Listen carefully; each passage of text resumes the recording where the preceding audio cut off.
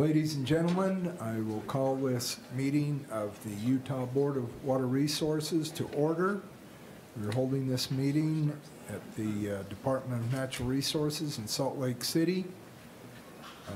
Utah Board of Water Resources meetings are regularly streamed live and are recorded, so citizens can watch these goings on later. For your information, if you are either a presenter or a board member, that when you are addressing the board meeting, to make sure that your green light is on and speak very directly into your microphone, as they do not pick up very well from a distance. So appreciate your help with that. Again, I welcome all of you citizens here today for your business to bring before the Board of Water Resources. And our first agenda item is the approval of the minutes of the May 10th, 2018 board meeting. So, Mr. Chairman, I'd make a motion to approve the minutes. Second. Okay. We have Jim Lemon making a motion to approve the minutes and Norm Johnson seconding the motion. Is there any further discussion on the minutes? If not, all in favor of the motion, say aye. Aye. Any opposed? Motion carries. Our next agenda item are the feasibility reports. And first on our agenda is E410, and we have Davis and Weber Canal Companies. And we have with us Mr. Rick Smith, the General Manager, and Bryce Wilcox, Project Manager from JUB Engineers. And we have Tom Cox, who will make a presentation before you gentlemen address the board. So, Tom? Mr. Chairman, members of the board,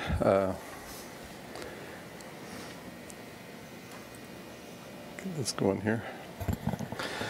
The Davis-Weber County's Canal Company was organized in 1884 and delivers approximately 60,000 acre-feet of water to its 40,000 acre service area.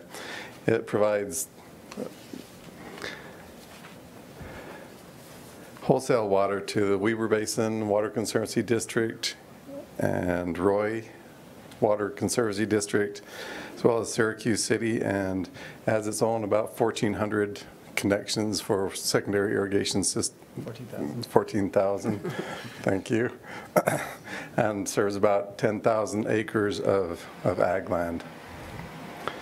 The water is diverted from the Weber River and is delivered primarily through the Davis-Weber Canal, which is about 17 miles long. And from about 1980 through 2011, the board has committed approximately $25 million to the applicant for canal improvements and about $27 million to the applicant for secondary irrigation system improvements.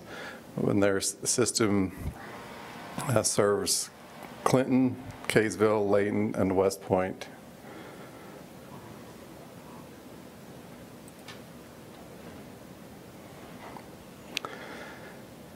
Construction on the Davis-Weber Canal began in about 1884, with sections of the canal starting to be lined in 1910.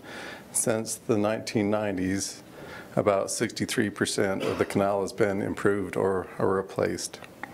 However, sections of the canal still remain unlined, and the original lining has been broken up in other places, and the canal is open in some sections, which tends to collect trash and other debris, and is a safety hazard as it winds its way through the residential areas. The sponsor is before us today for a proposed project to line approximately 3,700 feet of the unlined section of the canal. And here's a picture of the canal with that's not lined. You see all the vegetation there.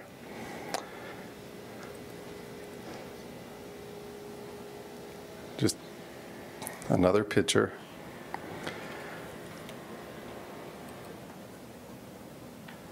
So the benefits of the proposed project is it would conserve approximately 700 acre-feet of water annually. It will reduce operation and maintenance costs of approximately $30,000 per year, and that's mainly in chemicals used to reduce the algae and other growth issues in the canal. It will improve the water quality and increase the water delivery system safety.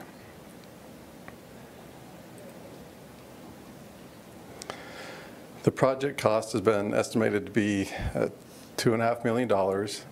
The company has received a WaterSmart grant of $1 million, and it's proposed that the board authorize 39.8% of the project cost up to $995,000, that the project be purchased at 0% interest over approximately 20 years with annual payments of $49,800. Mr. Chairman, members of the board, that's staff's report. Thank you, Tom, for your presentation. Appreciate that. Mr. Smith and Mr. Wilcox, would you like to add to Tom's presentation? I would just say that it's an accurate report, and again, we're very appreciative of your financial assistance in over the past decades of us helping basically replace and improve our system to be able to provide water to the citizens of many communities here in Davis County. Thank you. Bryce, anything? I don't have anything else to add. It's a great project. We lose a lot of water through this unlined section of canal, through overgrowth, through seepage, and so it'll be very beneficial to the users of the canal company's water. Thank you. Questions from the board? These gentlemen? Yes, Blaine? Mr. Chairman, I got a question. What are your future plans for lining the portions of your canal which haven't been lined to date? So since 1999 or 2000, we've had a capital facility plan, and we've been updating that. We just really, this last year we updated that plan. So there's a game plan of replacing or actually enclosing a lot of our canal system. So we can provide that in the future if you'd like. And I believe in August, on one of your tours, you're going to come visit, I think, this project as well, in conversation with Todd Stoney today. So we can provide that information then, too. Okay, we'll look forward to that. One question about your anticipated recapture of water loss. How much do you identify as seepage loss versus vegetative growth? Or is there any way of quantifying that, or is that a little bit beyond? I don't believe we've distinguished between the two. No, we haven't quantified between evaporation or seepage or the plant uptake. What we have is meters on the canal, so we can identify what's going out of our canal and what's coming in on the upstream end, what's going out through all of our meter connection, and we've identified that loss amount. So we know it's being lost. We haven't identified exactly the cause. We know it seeps in the ground. We know the plants take it up. We know it evaporates. Thank you. Any other questions from the board? Ms. Tennant? I'd like to move that the board authorize 39.8% of the project cost up to $995,000, and that this project be purchased at 0% interest over approximately 20 years with annual payments of $49,800. Juliet Tennant makes the motion. Randy Crozier seconds the motion. Is there any further discussion on the project? If not, all in favor of the motion, say aye. Aye. Any opposed? Motion carries. Thank you, gentlemen. Thank you very much. Thank you, Tom.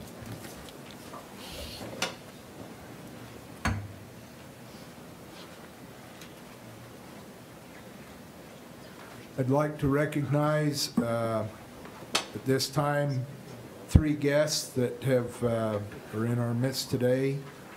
One of them is Mr. Mike Wilson from CRS Engineers, Joe Perry from Weber Basin Water Conservancy District, and Mr. Richard Bay, the General Manager of Jordan Valley Water Conservancy District. So welcome to you folks here today. Appreciate you taking the time to join with us today.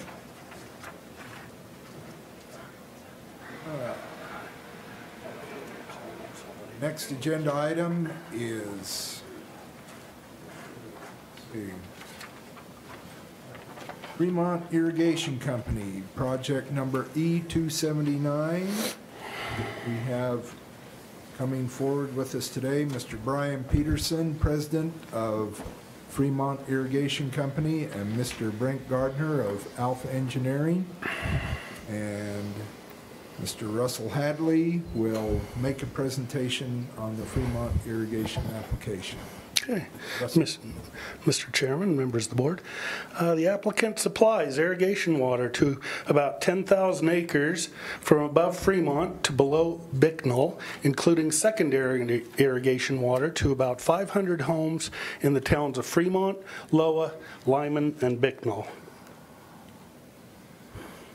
Here's the map from the original authorization. Water is conveyed through almost 25 miles of open ditch and canals, and there's 1 mile of pipeline currently installed. The purpose of the proposed project is to install approximately 50,000 feet of 12 through 48-inch steel pipe to replace about 5.6 miles of the Highline ditch and eliminate almost 3 miles of the Fremont Loa ditch and 2.7 miles of the Loa Town ditch. A 1.765 megawatt hydropower plant and substation will also be installed on the pipeline. Benefits are that the project will eliminate almost 19 miles of open ditch, conserve approximately 6,760 acre feet, reduce operation and maintenance costs by almost $12,000 annually, and produce an average of 8 megawatts hours per day of electricity for the irrigation season.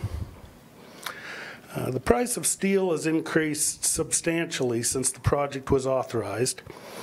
Almost 5,750 feet of the 12-inch steel pipe originally planned for needs to be increased to 24-inch.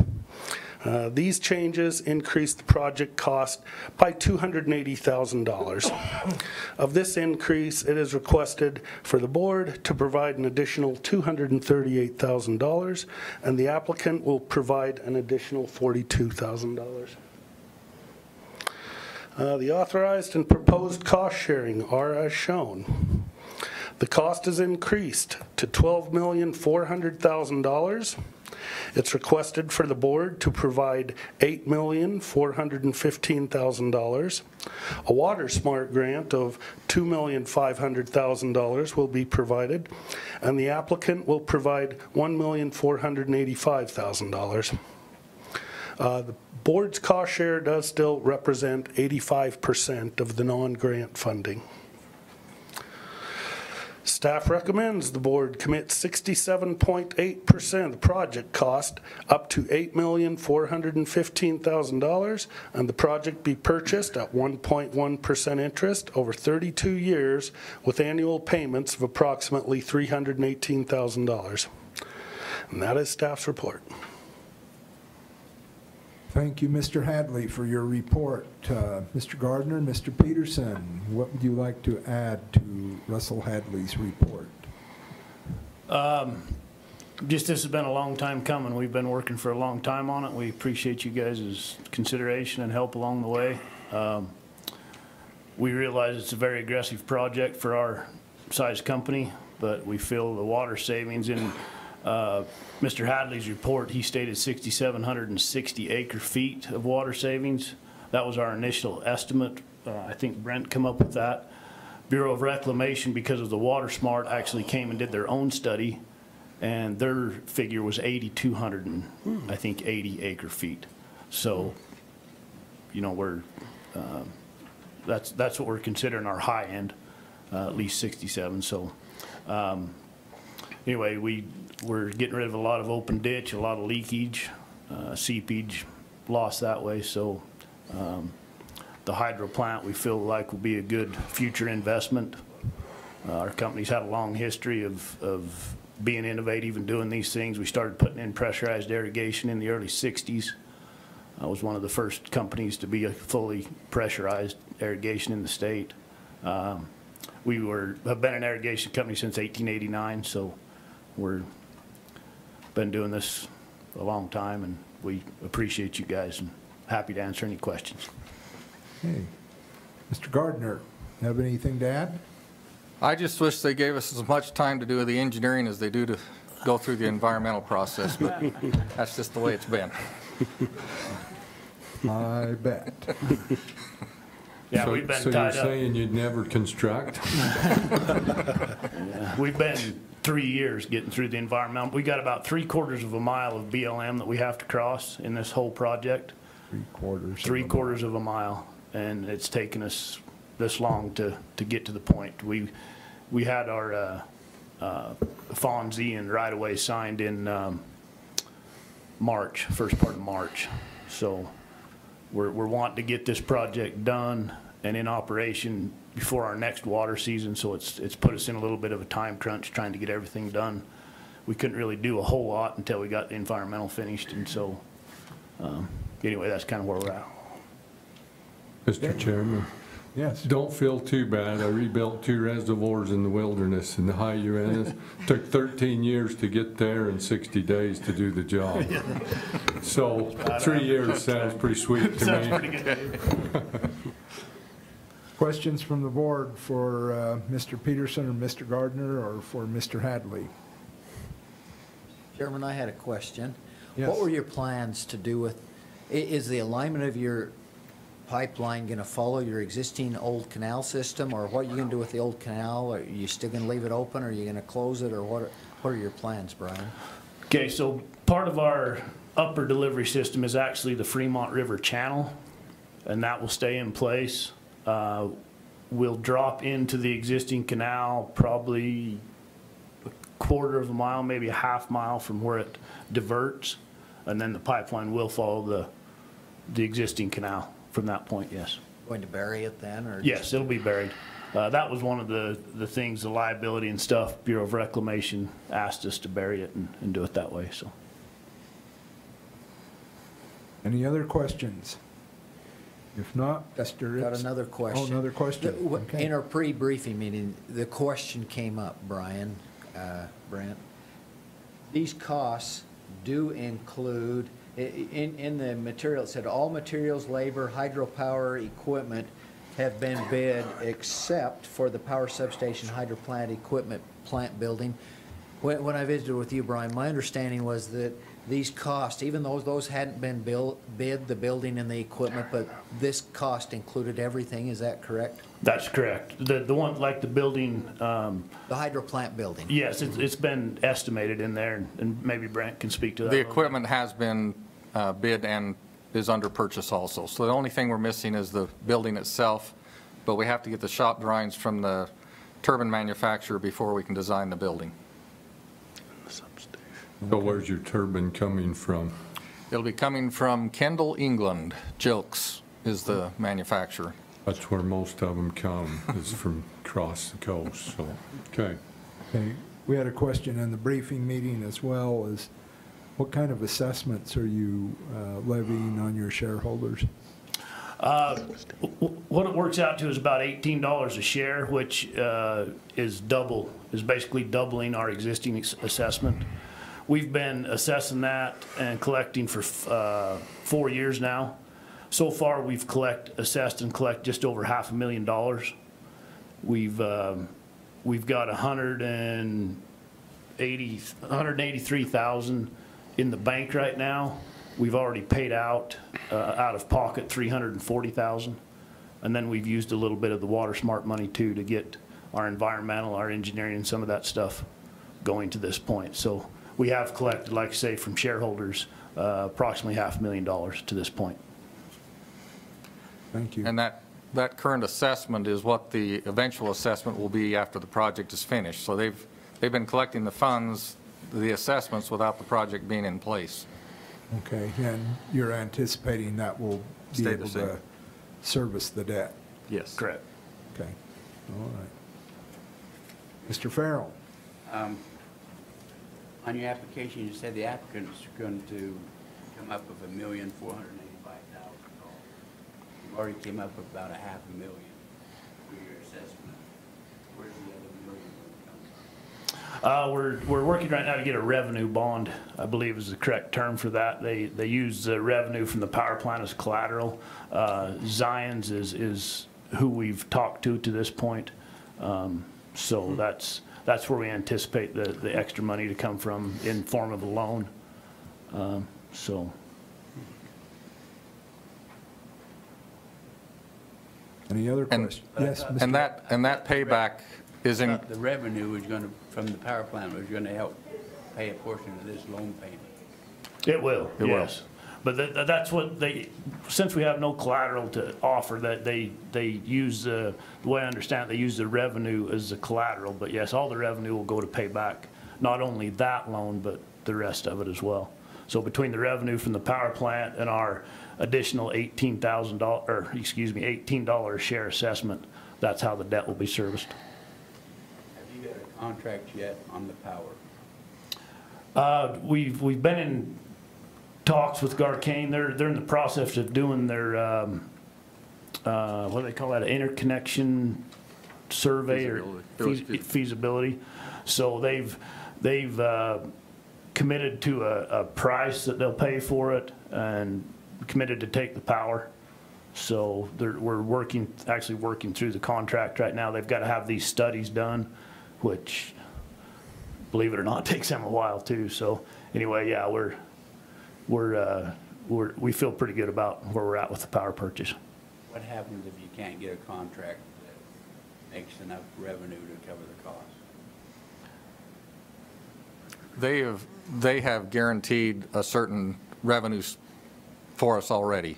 It's 3.7 cents per kilowatt hour, and then they have a demand of so much a kilowatt per month also.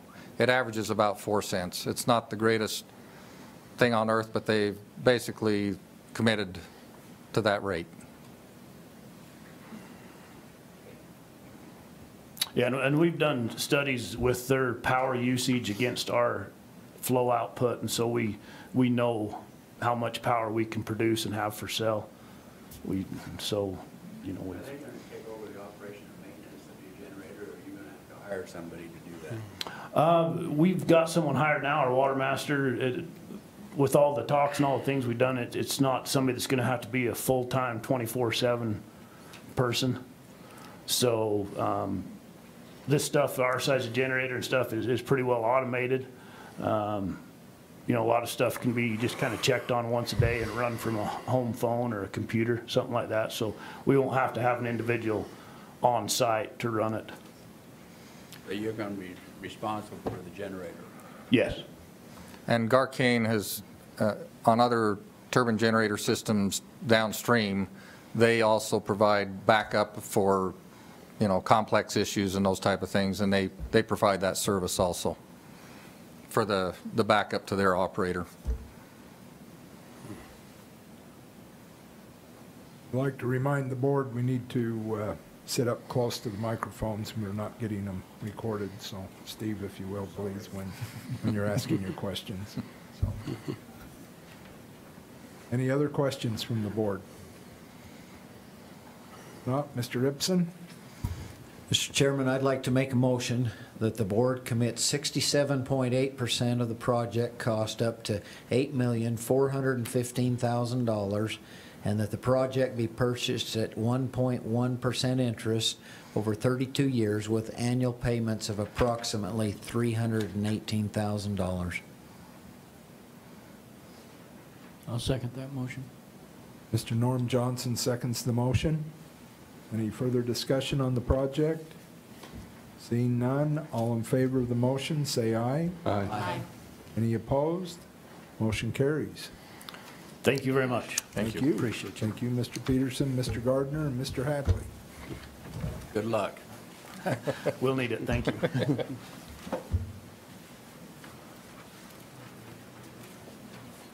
Okay.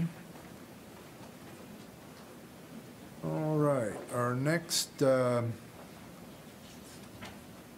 project is one without a presentation is Uintah Basin Irrigation Company, and Mr. Tom Cox is going to make the presentation for project number E402. Okay, thank you, Mr. Chairman, members of the board. Back in December of 2019, the board authorized a project to replace the aging flume over Antelope Creek by Mighton in Duchesne County.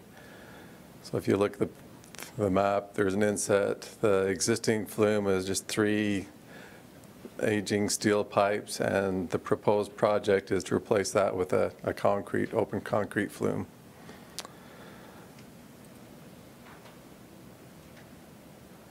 The cost estimate and sharing has not changed since authorization, so staff recommends the board commit 57% of the project cost up to $271,000, that the project be purchased at 0% interest over 20 years with annual payments of approximately $13,600. That's staff's report. Thank you, Tom. Any questions from the board for Tom? Can I just Yes. ask a clarifying question? So we've got the Bureau of Indian Affairs and the cost sharing here at 157, and then, is that the same thing as the Water Smart grant? Yeah, it is. That's, Okay, that's the same. misprint in the printed report. Okay, thank you, Tom. Okay, and I misheard you, the project was authorized last December, Right. 2017? Okay, I just clarify that as well. Any other questions for Tom from the board? Not, Mr. Crozier? Appreciate that. I move that the board commit 80% of the project costs up to $999,000. 271. Sorry. Jump here. E402. Here we go. Find that. I move that the board commit 57% of the project costs up to $271,000. The project be purchased at 0% interest over 20 years with annual payments of approximately $13,600. Thank you, Randy. I'll second the motion. Mr. Steve Farrell seconds the motion. Is there any further discussion on this project? Seeing none, all in favor of the motion, say aye. Aye. Any opposed to the motion? Motion carries. Thank you, Tom Cox.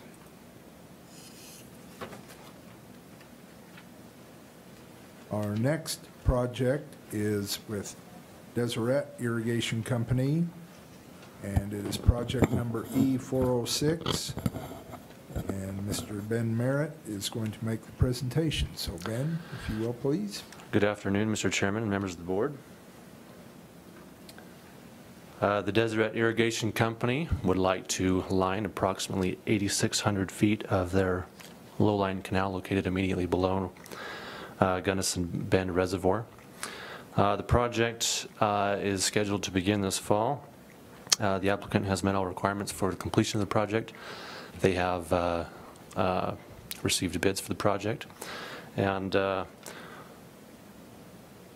there's been no significant change since authorization of the project. I believe that was the last board meeting. Staff recommends that the board commit 80% of the project cost up to $999,000, and that the project be purchased at 0% interest over 12 years with annual payments of approximately $83,300. This is staff's report. Okay, questions for Ben? One question I was wondering, Ben, and I don't know if you have that information with you today. It probably came when we looked at it earlier, but what is the flow in this canal? Do you know off the top of your head? I do not. Do you know that, Blaine? They will have up to 150 CFS. It probably averages 60 to 70 CFS. But it does have that 150 capacity. Okay. Mr. Chairman, I need to recluse myself from this vote. I am a stockholder in Deseret. Okay, appreciate you notifying us of that conflict of interest, and so we'll ask Mr. Randy Crozier to make the motion on the project. I move that the board commit 80% of the project costs up to $999,000, and the project be purchased at 0% interest over 12 years with annual payments of approximately $83,300. I'll second that motion. Mr. Norm Johnson seconds the motion. Is there any further discussion on this project? Seeing none, all in favor of the motion, say aye. Aye. Any opposed? Motion carries. Thank you, Ben.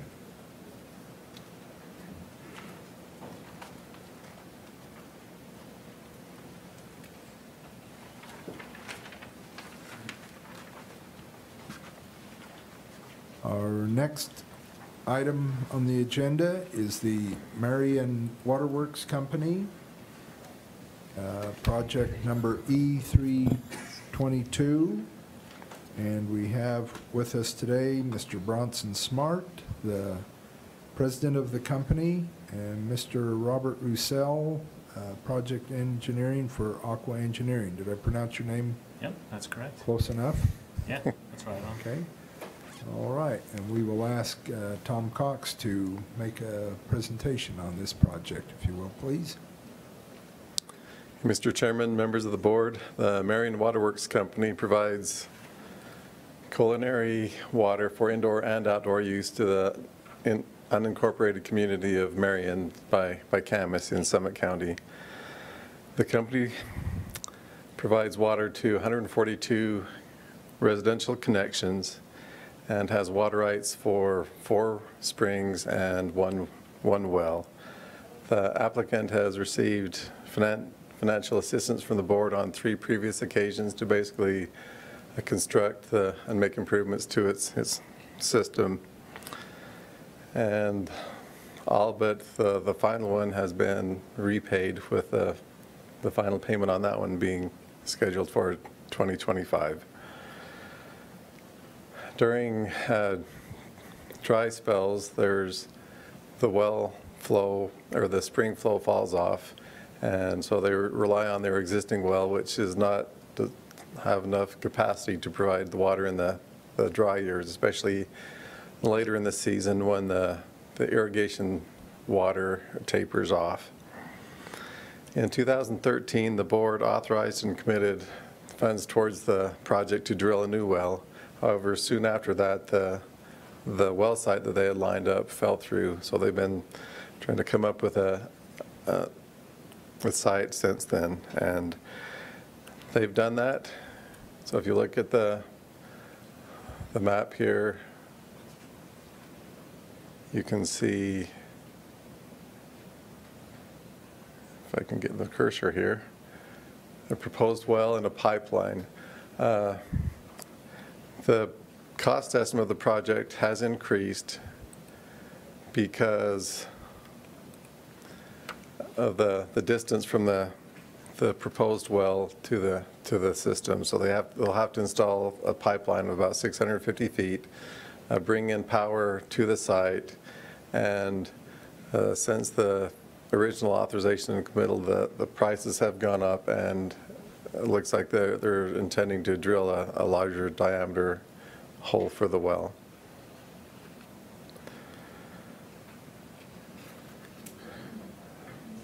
So the staff recommends the board authorize and commit 85% of the project cost up to $395,000, and the project be purchased at 0% interest over 16 years with annual payments of $18,000 the first 7 years, $30,000 the next 8 years, and the balance in the final year.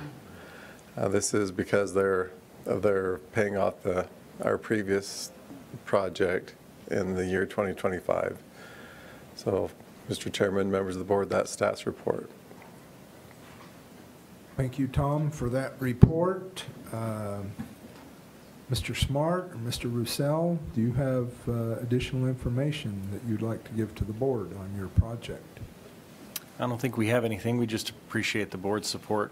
Financially, we couldn't do this as a small community without the support of the board. So we very much appreciate, and our previous projects have gone very well, and we look forward to another good one. So thank you. You're welcome. Questions from the board, please, gentlemen? I noticed that you had 25 inactive customers. Are they inactive for lack of water or inactive because they're just not there? There's a lot of folks who have purchased shares in our company, but not built, maybe for their kids or something. They bought extra shares, so when they do build a house, they can connect. They're already purchased into the company. I just wondered what diameter of well are you drilling? 8 inch is what we're anticipating. Okay. Do you know how deep, or do you anticipate the depth? Somewhere between 300 and 400 feet. Okay. That's a pretty good price for an 8-inch well that deep. Yeah, I mean, the steel prices have gone up. And I mean, that's why we anticipate pricing will go up as well, so. The casing's a larger diameter as well. We end up pulling a lot of sand through our other well, so we went with a larger casing to try to control some of that. Have you filed for a well permit and a point of diversion for your water rights? Not yet, but we will be shortly. Those are drafted. Yeah, they're all drafted and ready to go. You're going to have them in place before you start drilling this well? Yeah, you have to, so, yeah. And then you got 142 connections with 25 inactive. Is that the total size of your company? About 177 connections? That's correct, yes. You're not going to expand? We will probably over the years expand as that portion of Summit County does develop. Are those, is that portion of Summit County closed for new water development, or how's that looked at by the state engineer's office? It is a closed basin, yeah. But we have existing water rights that probably would support 400 or so connections, 400 or so homes. So Okay. we have planned kind of for the future. Right. Any other questions for Mr. Roussel or Mr. Smart? I neglected to mention that Kyle Stevens is not here today and that he is excused, and we will ask Norm Johnson to make the motion on this project. Mr. Chairman, I make the motion that the board authorize and commit 85% of the project cost up to $395,000, and the project be purchased at 0% interest over 16 years with annual payments of $18,000, the first 7 years at $30,000, and the next 8 years, and the balance in the final year. Second. Randy Crozier seconds the motion. Any further discussion on the motion? Seeing none, all in favor of the motion say aye. Aye. Any opposed to the motion? Motion carries. Thank you, gentlemen. All right, thank you.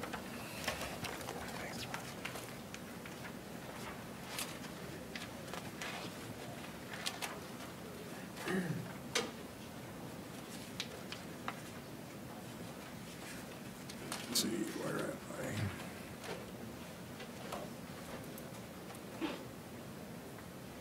I? And we would invite Davis and Weber County's Canal Company, project number 409, to return to the witness table, if you will, please. So, and again, as I neglected when you were up here first, that Kyle is excused today, and so he's listed as the board member representing this, but is not here today. So we will turn the time to Mr. Tom Cox, and he will make the presentation. Tom. Thank you, Mr. Chairman, members of the board.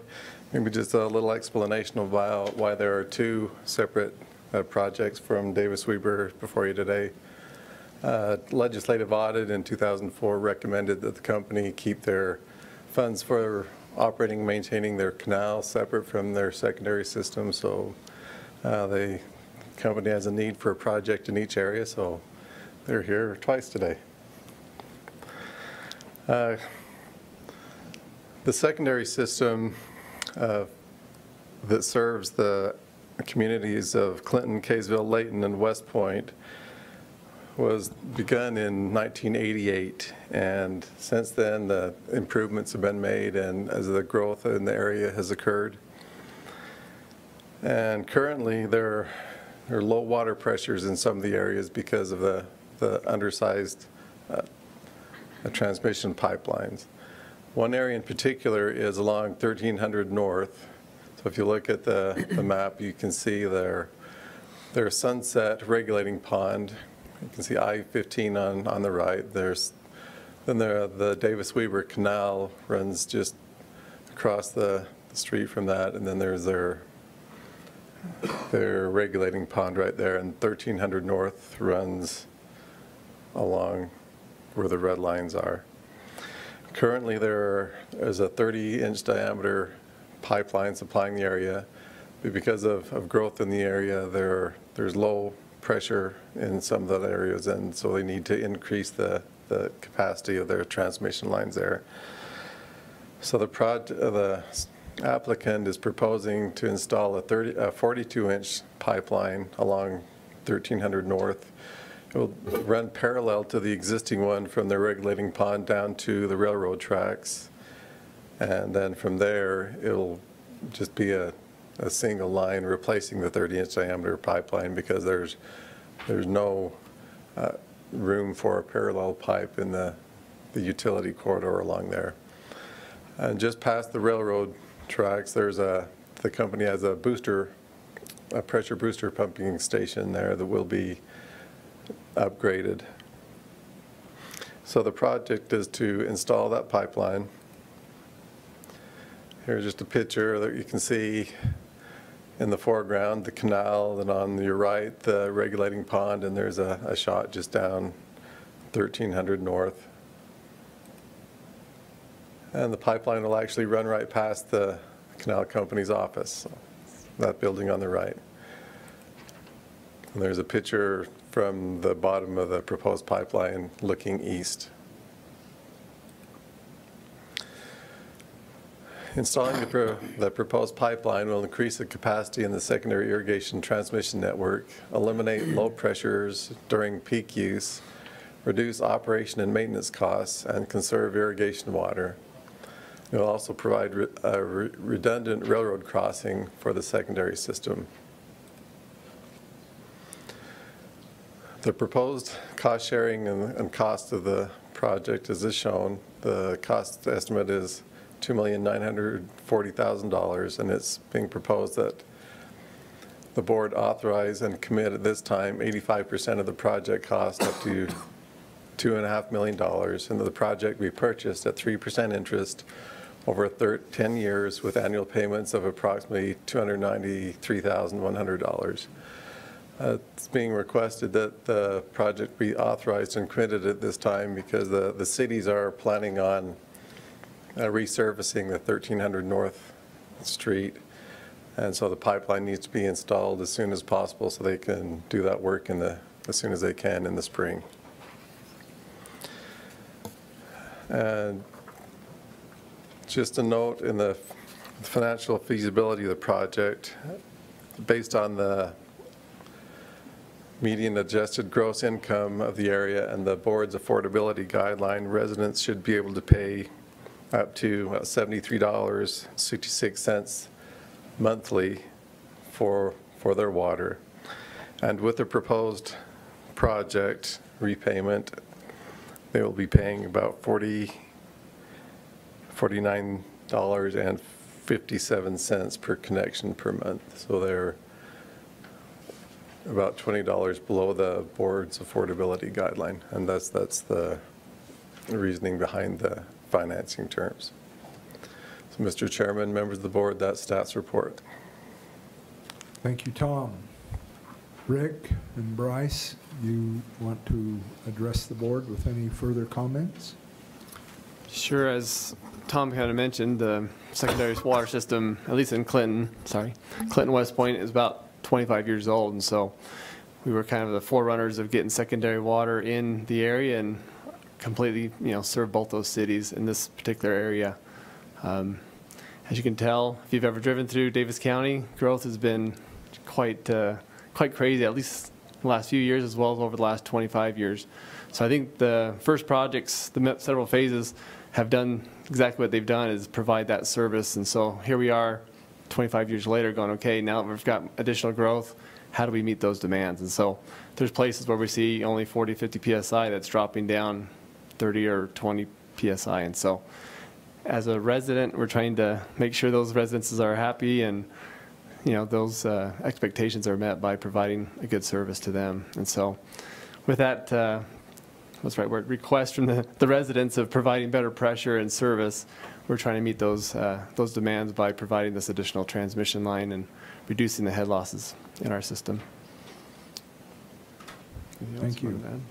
Bryce, you have anything you'd like to add? I don't have anything else to add. It's that transmission line is carrying a lot higher flows than it was originally anticipated for, so we're getting a lot of head loss through it, lowering our pressures in the system. That's why we're upsizing it from a 30 to a 42-inch pipe. Okay, is that,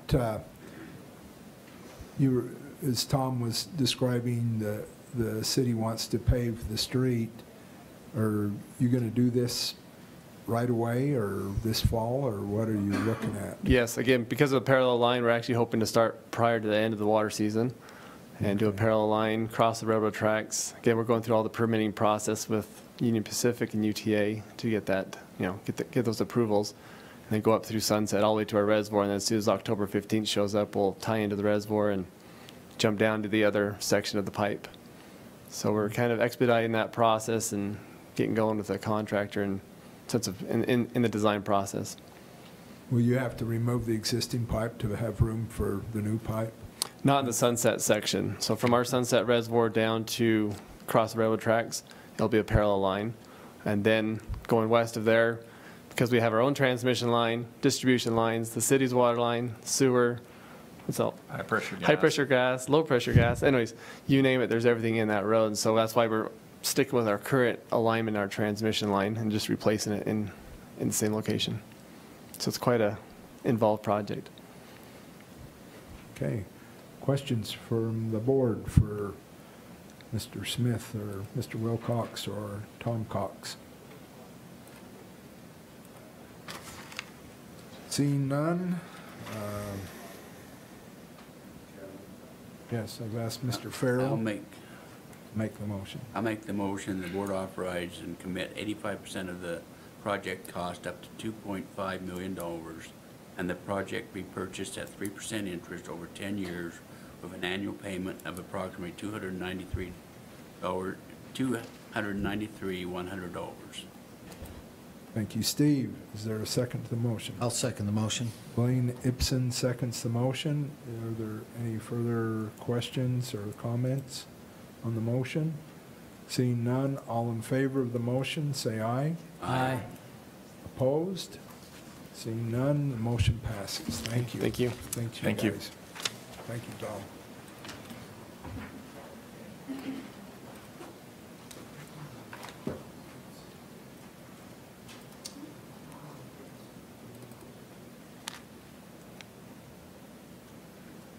I'd like to recognize Mr. Justin Atkinson, Project Manager from Sunrise Engineering Company. Justin, where are you?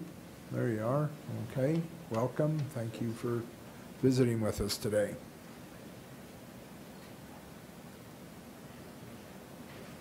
Let's see here. Our next agenda item is the Lake Powell Pipeline Report, and we will ask Mr. Joel Williams, Assistant Manager, to make that presentation. Thank you, Mr. Chairman. Assistant Director, excuse me. Members of the board, happy to give another update. It's been another month without a jurisdictional decision from the Federal Energy Regulatory Commission. We have heard rumblings that we may hear their answer in July, on their July 19th commission meeting. So that's what we're hoping for, is to get that decision. At that point, it reopens the comment period on their ready for environmental analysis. the 60-day comment period, which would be followed by a 45-day response period, and then they commence that draft EIS process, which should, according to their timeline, should follow a few months after that. Approximately 6 months is what we've heard. So sometime early next year, we would hope to see a draft EIS if things go as planned. Meanwhile, this has given us the opportunity to continue working with project shareholders. So some of those are the federal agencies involved. We've been meeting with Bureau of Land Management, Fish and Wildlife Service, National Park Service, Bureau of Reclamation, Army Corps, trying to make sure that they understand what's been submitted, what the project entails, talking with them to help them understand the project. We think this will pay dividends as we get to the EIS process, that these other agencies that are involved, and many of them are cooperating agencies, will already have many of their questions answered, is the hope, and that they can then participate in that EIS process in an informed way and feel like they've been part of the discussion. Other folks we've been meeting with, interest groups involved with the project, the media, a lot of media inquiries, and then also the tribes involved. And the one most involved with the project has been the Kaibab Band of Paiutes down in Arizona, because 2 of the project alignments across their reservation lands. And so we've been meeting with them, and I'll be headed down there tomorrow to meet again and continue that discussion with them, discussing impacts and the interests of the tribe related to the project. So you know, even though we have been sort of on hold waiting for this decision from FERC, we've been busy with these other avenues, keeping that discussion going, and we expect that the project will pick back up here as far as the environmental process officially pick back up soon. Like I said, hopefully July 19th, and get ready moving towards the draft environmental impact statement. So any questions from the board on how we're doing with Lake Powell Pipeline? Question, Joel, I just am curious from your perspective, are we still caught up in special issues as far as FERC licensing here, or is FERC not staffed fully? Are they having problems internally, or how do you see it? I'm probably the wrong person to offer an opinion on the inner workings of FERC. That they are a pretty tight-lipped agency located back in Washington, D.C., and so that's partly why we keep saying, well, is it going to be next month? We're kind of just waiting to hear. We have made some phone calls. Part of their process is that once we've submitted a license application, we're only allowed to talk with them about process-related items, and so we can't discuss merits of the project with them until this process is complete with them. But I think I don't know if I could even offer what their inner discussion might be at this time, you know, on the project as to why the holdup. And we shouldn't speculate on what goes on in a federal agency. Okay, thank you. Yep. Any other questions for Joel? All right, thank you, Joel. Thanks. Appreciate it. All right, we have the Municipal Industrial 2015 water use data, and our first presenter is Ani Baynard. Ani? Hello. Good afternoon, Mr. Chairman and members of the board. I'm here today to present our 2015 Municipal and Industrial Water Use Data Report, which was published on June 12th of this year. It's been a long time coming. As you know, we went through a legislative audit in 2015 and then a follow-up audit in 2017, and then we had a third-party review of our methodology and data, and the outcome was pretty positive. Our potable water use, they found, was accurate, representative of the water use in Utah, and it was, I think, an error of less than 1%. So they suggested we use that data for our potable use.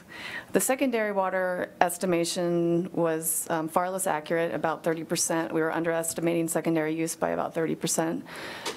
So they recommended an updated methodology, which we spent the last few months updating all the secondary water use. And the variables that changed, basically all the variables became more like water system specific.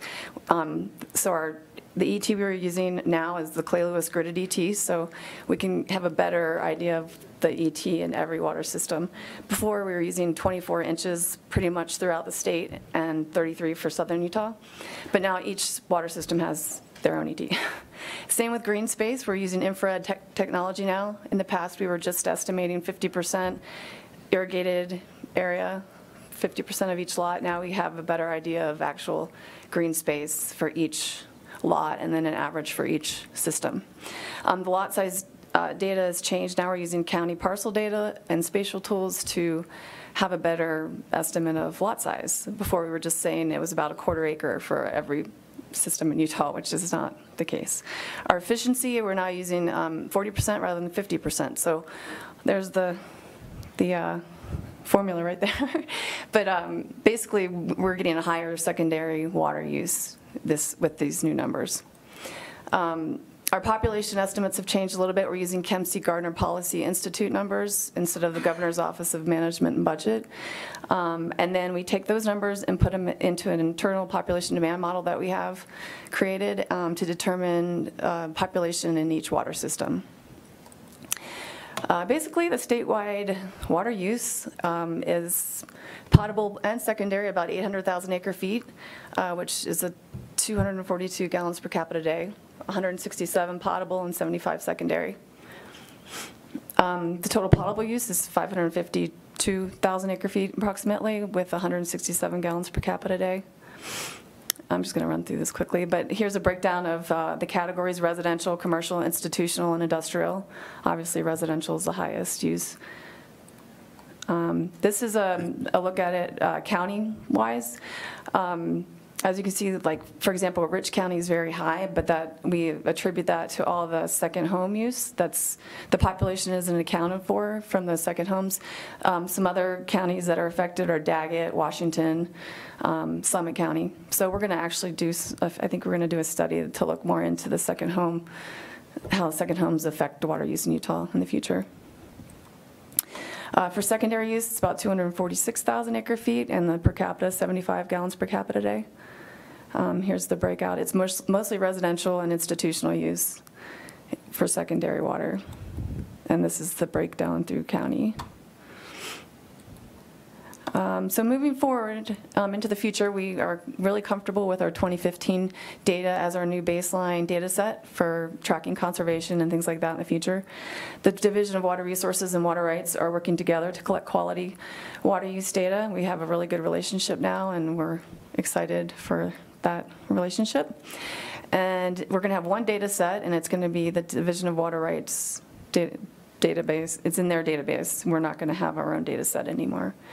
And we're going to be updating the data every year instead of every 5 years, and we'll just update our data portal when we get the new data. And we're going to continue with the new secondary estimation methodology until universal secondary metering is established, which was highly recommended by the auditor and the third-party consultants. So this is just a little graphic that we like. It just shows how we're working with water rights and local systems to acquire good data. So the local system submits their data to water rights. They solicit our feedback. We flag any kind of potential errors that we see, and then they go and meet with the communities and fix those errors. And the 2016 and 2017 data really looks positive and much better quality. So, and now, so a big thing that we are promoting now is transparency in water data. So we've, Aaron Austin is going to present our open water data portal, which gives everyone access to all of our data. And he'll run through a demonstration of that right now. So thank you. Thank you, Ani. Any questions from the board for Ani? I have a comment. Yes, Jim. I think that's really nice, the way it's broken out, because I know sometimes they compare us to other states and areas who do not include these other things, and so it makes Utah look a lot higher. I think it's a good report. We're happy with the report, and we do have a section that talks about how you really can't compare state to state, because there's no similar, every methodology is different that people use, so we address that in the report. So, okay, Aaron? Any other questions? Okay, thank you, Ani. Thanks. Aaron Austin, Good afternoon. have additional information for us. Yes, so I'm just going to give you a quick look at this portal that Ani mentioned. This is what we've developed to give everyone access to the data that's been gathered. So this is a website that's accessible from the water.utah.gov page, and I'll just go through a few things here. We've recorded a short tutorial. You can watch this on YouTube. It's about 8 minutes long, and we'll go through in detail how the portal works and what kind of questions you can answer with it. We've got the ability to go in and download the data from this link. I'll show you that in a second. The report PDF can be accessed from this link.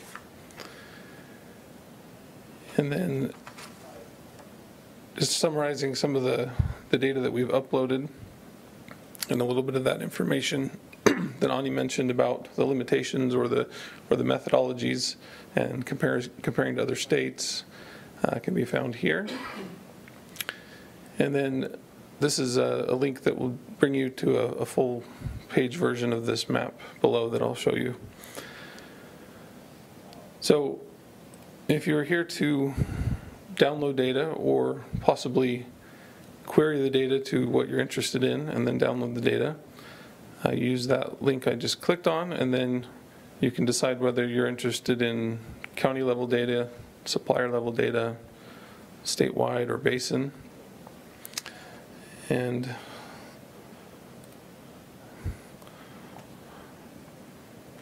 when you click on that, you gain the ability to start to look at what's in the data here, and you'll notice that these have little icons here. So if we wanted to maybe look at residential potable, it's going to tell us how many counties fall in these different ranges, and then it will also start to change this map up here, and you'll be able to explore that a little bit.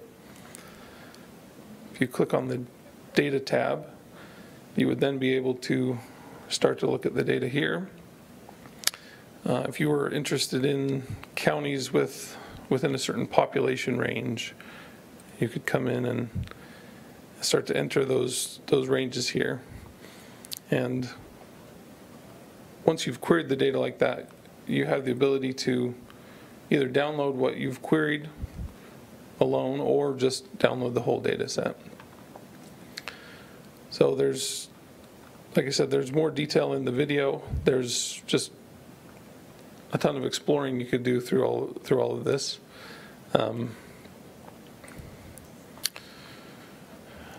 So that's kind of the data download side of it. These links here also take you to that same interface. And then down here you have kind of the quick access and the ability to start answering questions. So you see the statewide numbers here. There's a lineup of infographics along here. So you've got the statewide numbers. If you hover over it, you start to get the specifics. And then there's breakdowns by the counties. One of the exciting things about this is that it's going to be reactive to the map. So as you start to zoom into your area of interest, it's going to respond and start to show you comparisons among the different counties that you're looking at. Also, if you hover over, as was mentioned, the breakdown of all the different categories that went into that total. So this is the acre feet per year, and then a similar chart for the per capita use. Also, if you click on the map, you'll get the pop-up windows. So there's your information for the county, statewide, and basin. And then if you're interested in looking for a specific location. You can come in here and start to search for that.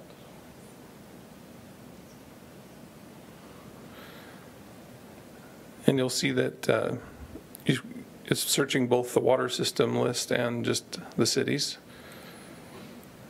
If you click here, you'll see that you now have access to not only the city that you search, but the suppliers that are all surrounding it. So if you're interested in Kaysville, you can jump in there and get the data.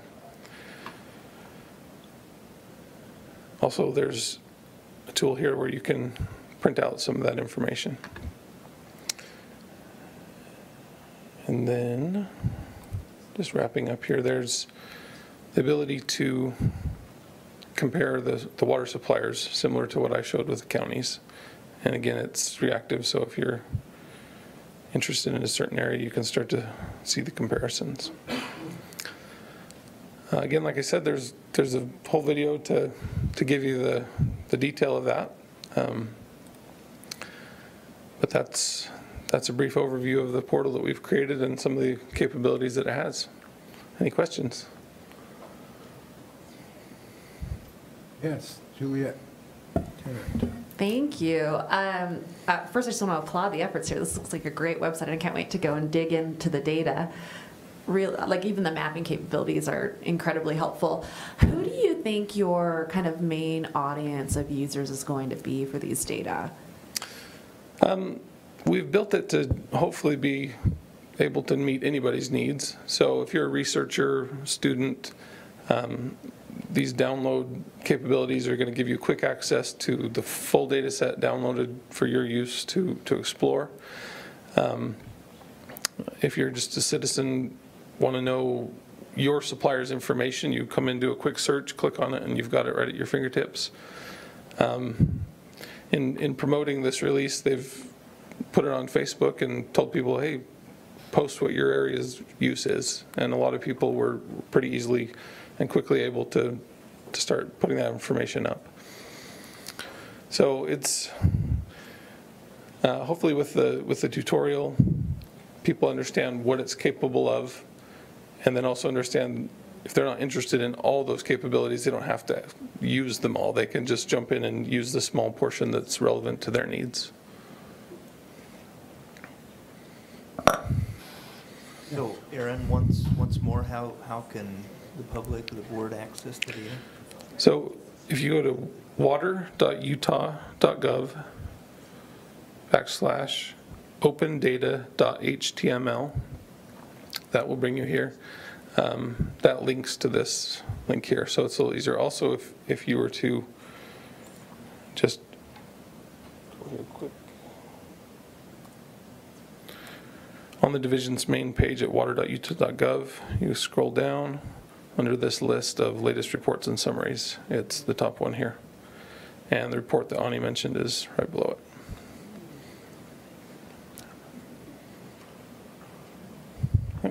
Any other questions for Aaron?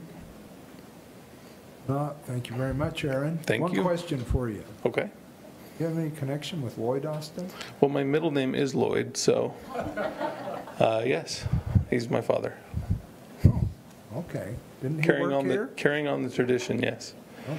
He didn't do GIS though. I'm doing exciting stuff, I think. Oh, yeah, well, good. Well, I mean, it's been a while since he was here, but I've been here for a while. Well, I've been here 15 years now, so I think time's going pretty quick. Yeah, it is. Thank you. Thank you. All right. Next agenda item is the Water Conservation Report by Deputy Director Todd Adams. Excuse me, Todd. That must mean you want a really quick report because you don't want to listen to me, maybe. I don't know, 2 minutes, okay. I just can't read, Todd. Okay, that's fine. Just a quick update on water savers. At our last board meeting, we talked a little bit about this new opportunity that had just been out a couple days. It's now been about 6 weeks, and I'd just like to take a moment to show you a little bit of what we developed, and in conjunction with the help from Jordan Valley, Richard Bay and his folks, and working together, and then the success that we're seeing in this program. So it's the first statewide state rebate that we've had. We got an appropriation from the legislature this last legislative component for some ongoing rebate funds for smart controllers, and the smart controllers are 50% of the cost up to $150. So you go in and buy a controller for $100 and we rebate half that cost. It has to be WaterSense Smart certified, and so you just can't get any particular one. It has to go through the rigors of becoming a WaterSense Smart controller. Here's the partners. We had some one-time money that we did some rebates with. They got all sorts of rebates that came across their water conservation coordinator's desk that they'd have to go through. And so we became aware of a portal that Jordan Valley was working on, and we joined on and put this money with them and have developed this. So a citizen can go in, pick their water saving device, make sure it's on the list, take the receipt, take the ID, the serial number, and apply for the rebate. And it's working really well. I just got notified today that we've done even though there's a bunch of rebates that have been submitted, they haven't got checks yet. We're now the check's in the mail type of thing. So it's pretty cool. In the 6 short weeks, we've had just about 2,050 approved applications. We have another just under 800, and utilized about $180,000 for rebates on these timers. This is some estimations of the amount of water that could be saved if we eliminate one wasteful watering a week, and what you could do potentially over a season. So it can add up to a lot of water really quickly.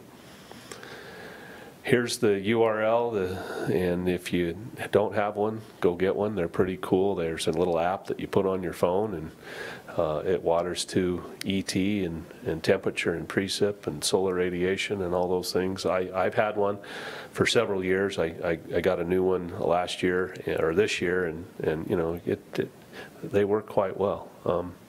And save a fair amount of water. I have neighbors that ask me, when do you ever water? And I said, I don't know, let me check my app. So anyway, that's the quick and dirty report if you have any questions. Questions from the board for Todd on the water conservation report? Thank you, Todd. Okay, thanks. Now, go to agenda item number 9, Director's Report. So, Director Millis. Thank you, Mr. Chairman, and I just want to express appreciation to the staff. You heard from Ani and from Aaron and Todd today, and great innovative work that they've done, and great diligent work they've done in trying to improve the water data and be responsive to the audit and the third-party review that we had. But it wasn't just those three. There's a whole group of people that are involved with these things also. So anyway, I just want to express thanks to them. So they've told you a lot of what we're doing. You've gone through projects. You've heard about the data. You've heard about water conservation. I guess the thing I can offer to you is a little bit of discussion about Colorado River issues, which I spent several days in Santa Fe this week with the 7 Colorado River Basin states one day, and then with the Upper Colorado River Commission the next day. Commissioner Brenda Berman from the Bureau of Reclamation was there and expressed her desire and fairly emphatically that the states get their acts together and get the drought contingency planning done by the end of this year. And so, and she'd been out on a road trip and met with representatives from California as well as Arizona already, and just trying to make sure that the issues that are out there, I think the issues that we've talked about before in Arizona have been a major holdup, and it was nice to see that the Central Arizona Water Conservancy District representative and the state's representative were together and willing and wanting to work together. Everybody realizing the urgency of this. And so our expectation is that we will continue to work together as the 7 states, get everything in order and meet that year-end deadline to be able to have the drought contingency plan in place. You know, this drought just continues. The inflow into Lake Powell this year was 48% of normal. It rose about 4.5 feet with the runoff. It peaked and it's on its way back down again now. And so more than ever, even though there's still pretty good storage in Lake Powell, it could be better, and we just want to ensure that it doesn't get really bad. So, Mr. Chairman, members of the board, that is my report. Board have any questions for Director Millis? Well, thank you, Okay, thank Eric, you for that very much. Is there any presentation? Okay. That pretty well concludes our board meeting for this day. Our next board meeting is in August 9th at Layton, Utah. So with a tour for the board on the 8th and staff, and so we look forward to that. We received a handout as we sat here today reminding us of that there are quagga mussels found on 3 boats recently in northern Utah, and how important it is to guard against infestation of quagga mussels in our water system. So appreciate you all being here today, and we'll look forward to seeing you in August. So I'd entertain a motion to adjourn. Lane Ibsen makes a motion. Meeting is adjourned. Thank you.